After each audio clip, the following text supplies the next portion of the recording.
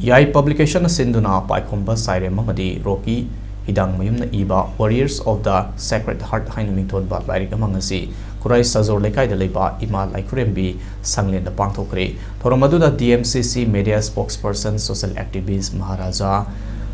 Agrasen Hospital New Delhi ki CMO oina thau puriba Bobo Naurem Arambai Tengol ki Lusingpurel Korongan Bakuman Namadi social activist amasung independent researcher Poyam Rakesh na athoiba mithunglen oina saruyaki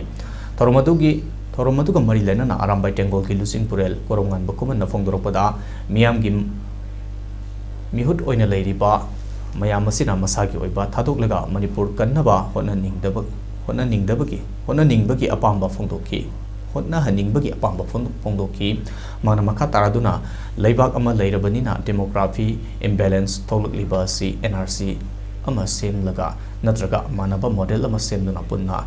leiminaba aduni haina phongdoki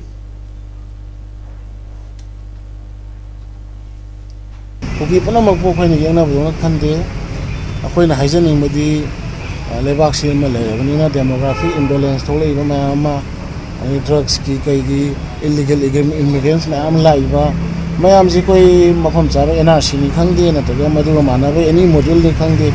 manaba ma tawbira kanda koi basier ma thambira kanda ma reira na ro ni sangai yo mayam ji khamto kanda phajana punna lemina badine koina paanisi